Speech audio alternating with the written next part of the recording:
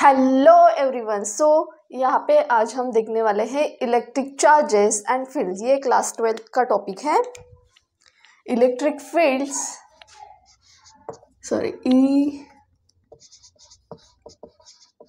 Electric charges and fields. ये किसका part है? ये इलेक्ट्रोस्टैटिक का पार्ट है।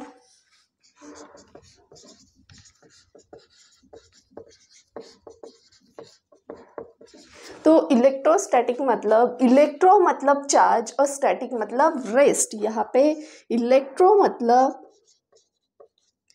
चार्ज एंड स्टैटिक मतलब रेस्ट। तो यहाँ पे ऐसे चार्ज की स्टडी करेंगे जो रेस्ट में होते हैं, इसे हम क्या बोलेंगे? Electrostatic. Study of charges when they are in rest, उसे हम क्या बोलेंगे? इलेक्ट्रोस्टैटिक। ये क्या हो गया? इलेक्ट्रोस्टैटिक। जो चार्ज रेस्ट में होते हैं, ऐसे चार्ज की स्टडी मतलब उसे वो किस में करते हैं? हम इलेक्ट्रोस्टैटिक में करते हैं। यहाँ पे अब हम देखेंगे चार्ज मतलब क्या। Electric charge. इलेक्ट्रिक चार्ज क्या है? It is an intrinsic property of matter. ये क्या है? मैटर की एक प्रॉपर्टी है। ये इंट्रिंसिक प्रॉपर्टी है मैटर की। Intrinsic property of matter. ये क्या हो गया? Electric charge. इसे हम डिनोट करते हैं कैपिटल Q से। उसका SI यूनिट क्या है? SI यूनिट क्या आएगा इसका? कूलम। ये क्या हो गया? उसका SI यूनिट हो गया। ये क्या है? इलेक्ट्रोस्टैटिक में क्या करते हैं हम? ऐसे चार्ज की स्टडी जो रेस्ट में होता है। और इलेक्ट्रिक चार्ज मतलब it is an intrinsic property of an matter. Electric charge, दो प्रकार के इलेक्ट्रिक चार्ज होते हैं, पॉजिटिव एंड निगेटिव। यहाँ पे क्या दो प्रकार के चार्ज होते हैं? पॉजिटिव चार्ज और निगेटिव चार्ज। अगर समझो दो चार्जेस है, अगर पॉजिटिव सेम चार्जेस रहे तो वो क्या करते हैं? Repel each other. और डिफरेंट चार्जेस रहे तो वो क्या होते हैं? Attract each other. अगर दो पॉजिटिव चार्जेस रहे तो वो क्या करते हैं? एक दूसरे को रिपेल करते हैं। अगर दो नेगेटिव चार्ज सेम चार्जेस तो वो क्या करेंगे? एक दूसरे को रिपेल करेंगे। पर अगर कोई डिफरेंट चार्जेस रहे, एक पॉजिटिव और एक नेगेटिव, वो क्या करेंगे? एक दूसरे को अट्रैक्ट करेंगे। Same charges repel each other. Like charges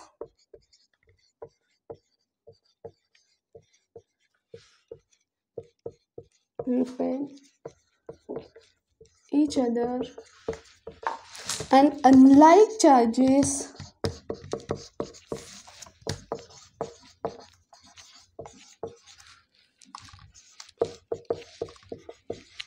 attract each other। ठीक है।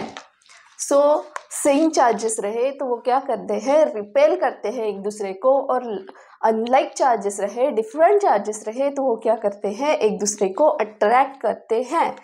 इसके बाद हम देखेंगे कंजर्वेशन ऑफ चार्ज। अब हम देखने वाले हैं conservation of charge.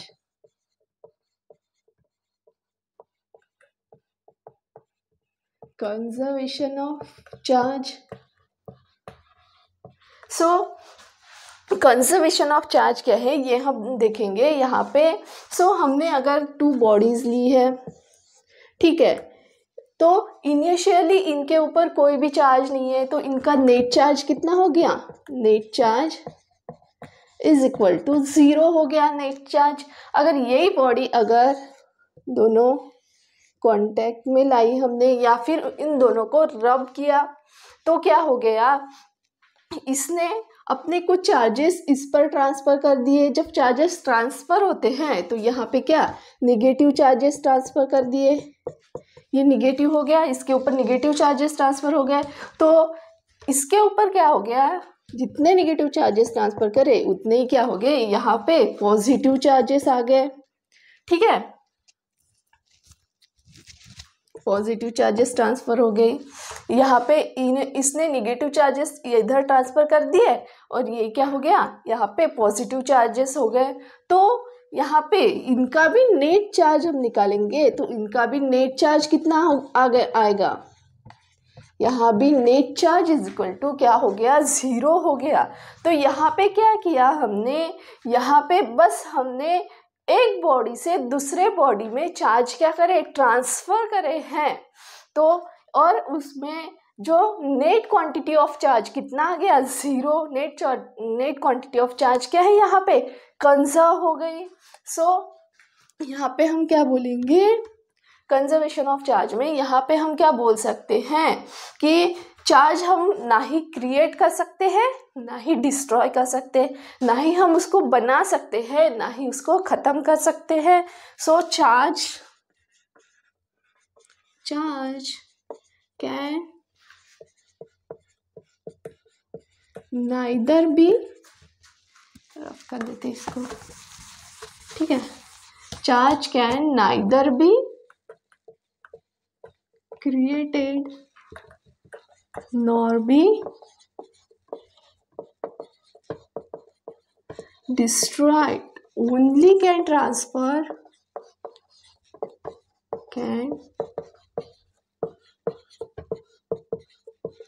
from one form to another, only can transfer from one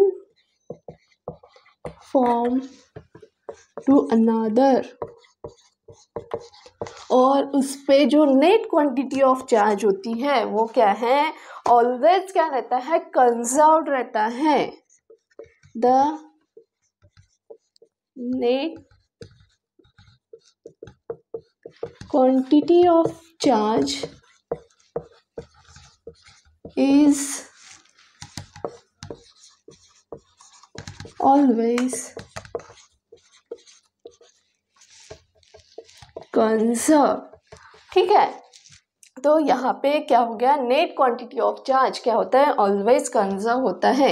ये अगर सिस्टम है, इसमें अगर Q1 चार्ज है, Q2 चार्ज है, तो इस सिस्टम की नेट क्वांटिटी कितनी होगी, अगर Q नेट निकालेंगे हम सिस्टम की इस वाले, तो क्या आएगी, Q1 प्लस Q2, एंड ये क्या होगी, ऑलवेज क्या रहेगी, कंजर्व रहेगी। नेट क्वांटिटी क्या रहेगी, ऑलवेज कंजर्व रहेगी। ये क्या हो गया अपना conservation of charge. So conservation of charge क्या है, हम चार्ज को ना ही क्रिएट कर सकते हैं ना ही डिस्ट्रॉय कर सकते हैं, हम उसको क्या करते हैं, ओनली वन फॉर्म टू दूसरे फॉर्म में क्या करते हैं, ट्रांसफर करते हैं। और नेट क्वांटिटी क्या होती है, ऑलवेज कंजर्व होती है। So this is an conservation of charge. इसके बाद हम देखेंगे क्वांटाइजेशन ऑफ चार्ज। सो अब हम देखेंगे क्वांटाइजेशन ऑफ चार्ज। यहाँ क्या देखेंगे हम,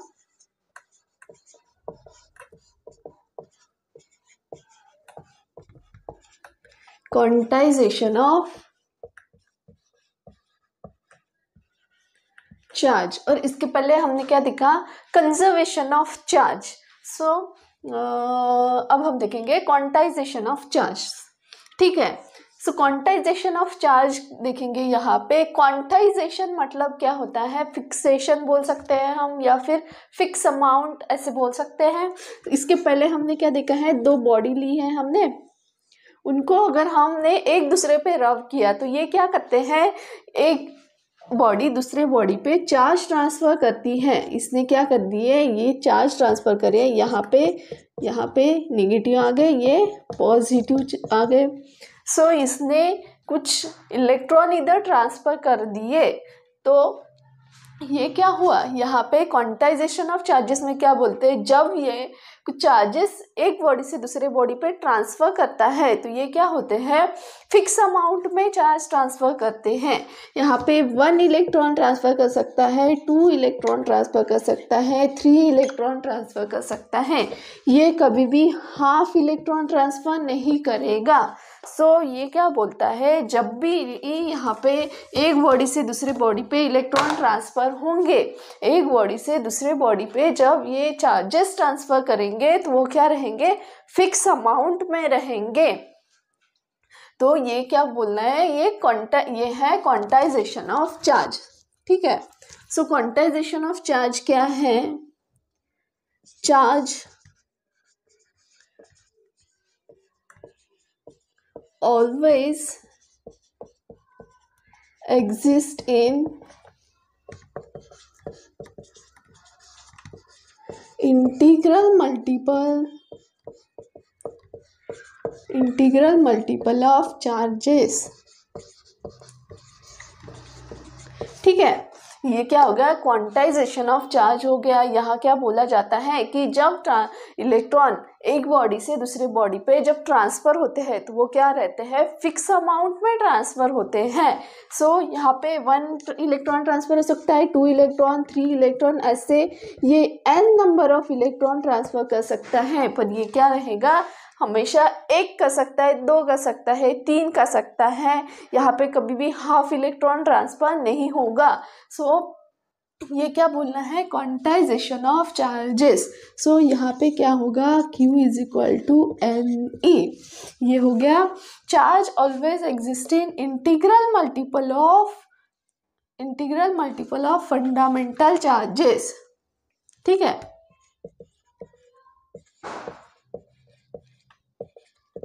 integral multiple of fundamental charges. So जब ये चार्ज यहाँ से इधर ट्रांसफ़र होता है तो सबसे मिनिमम से मिनिमम चार्ज कितना ट्रांसफ़र होता है, तो सबसे मिनिमम कितना चार्ज ट्रांसफ़र होता है, 1.6 इंटू 10⁻⁻19 कूलम। ये हो गया 1 इलेक्ट्रॉन पे होने वाला चार्ज। ठीक है, सो 1 इलेक्ट्रॉन पे होने वाला चार्ज क्या रहेगा, 1 इंटू 1.6 इंटू 10⁻⁻19 कूलम। मतलब क्या हो गया, 1.6 इंटू 10⁻⁻19 कूलम। तो सबसे मिनिमम चार्ज ट्रांसफर होने वाला कितने, उसकी वैल्यू क्या है, 1.6 इंटू 10⁻⁻19 कूलम। जब 2 इलेक्ट्रॉन ट्रांसफर होंगे तो कितना रहेगा, 2 इंटू 1.6 इंटू 10⁻⁻19 कूलम। 3 इलेक्ट्रॉन रहेंगे तो कितना होगा, 3 इंटू 1.6 इंटू 10⁻⁻19 कूलम। वैसे ही अगर n number of electron transfer करेंगे तो कितना होगा, n into 1.6 into 10⁻⁻19 coulomb. So ये क्या हो गया, जब n number of electron transfer होंगे, ये क्या है, n नंबर ऑफ इलेक्ट्रॉन जब ट्रांसफर होंगे तो क्या होगा, Ne। सो ये हो गया Q is equal to NE। So minimum possible value क्या है, मिनिमम पॉसिबल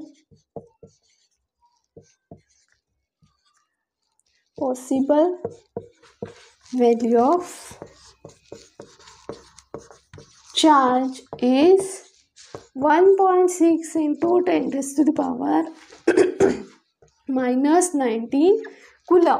सो ये क्या हो गया, सबसे कम से कम जो हम चार्ज ट्रांसफ़र करते हैं तो उसकी वैल्यू क्या गई, 1.6 इंटू 10⁻⁻19 कूलम।